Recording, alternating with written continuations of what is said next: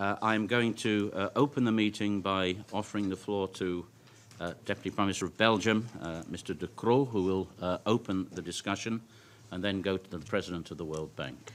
Deputy Prime Minister. Yes, thank you, Guy, and good morning to everyone. An honor for me to participate here, together with the President of the World Bank and all of you here. Belgium, as a co-chair of the group of Friends of Decent Work, we've always been at the forefront of social protection. And obviously, we're very happy that our workings have resulted in a specific SDG about this topic. Everyone knows that one of the central phrases of what we discuss here is the phrase "leave no one behind." If this is really the central ambition of the SDGs, then we have to make bold steps and think about social protection not just as a short-term shock absorber, but as a long-term endeavor. If we will have strong, inclusive and sustainable economies, we will have to be very attentive to social rights. We should never forget that a strong social protection and a strong economy are basically sides of the same coin. You cannot build a social paradise on an economic graveyard. And it also works the other way around. You cannot have an economic paradise on a social graveyard. Social protection systems are only sustainable if they are supported by a strong economy. Therefore, it is crucial that we foster inclusive and sustainable economic growth with a dynamic private sector. Strong social protection floors will strengthen our social, human and economic capital, and it will have a multiplier effect, increasing the productivity of people and stimulating economic performance. Social protection is not only a necessity to foster human development so that people can invest in education, in healthcare for their children and so on.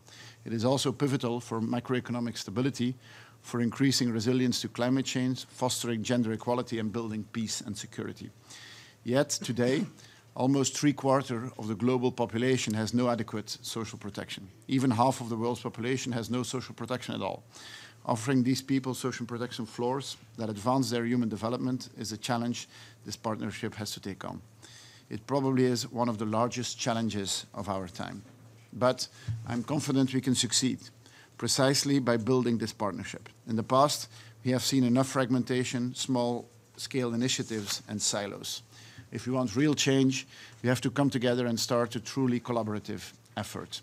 Joining forces, that is precisely what the World Bank and the International Labour Organization offers us with this new global partnership.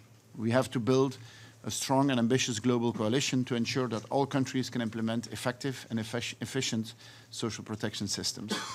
In this partnership, our role will include sharing knowledge and experience and promote innovation. However, we have to realize that there is no such thing as a universal recipe for social protection. There are many ways to reach this objective. It is up to each and every country to decide how to proceed, taking into account its specific national context. Whether it is healthcare for all, protection of young mothers or older employees, protecting people who have been struck by bad luck or lost their job, it is the responsibility of national governments to consider how to offer social protection, be it with social benefits financed by taxes or protection through insurance, programs guaranteeing a minimum income security or public works programs. Establishing a system of social protection is first and foremost a national responsibility. We cannot export social protection systems to other countries, but what we can do is share our experiences and learn from each other. Let me just share a story of my own country, Belgium. In Belgium, first measures of social protection were launched just after the Second World War. At that time, Belgium was a vulnerable country in full reconstruction. Yet, people felt a strong sense of national solidarity.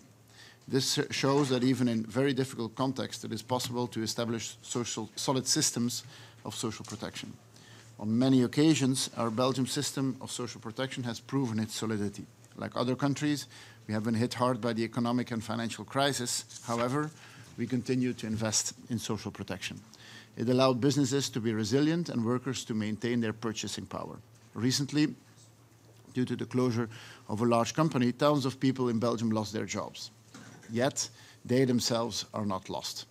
Our social protection floor will help them in this most difficult time for their families. Education, healthcare, and minimum income are guaranteed so that they can invest all their energy actively looking for a new job. Mr. President, Mr. Director General, Excellencies, ladies and gentlemen, we have no excuse for dragging our feet and postpone action. We know that social protection is affordable for all countries, even for the poorest. Research shows that the cost of social protection floors can be funded in a sustainable way by national resources. However, studies show that the initial establishment of basic protection requires important investments in developing expertise and capacity that are indeed indispensable to define social protection policies and to estimate their costs and financing. As I said in the beginning, it is our common cause to leave no one behind. I'm convinced that the global partnership for universal social protection that we are launching today will be an important catalyst for bringing social protection to millions and to make this ambition into reality. Thank you.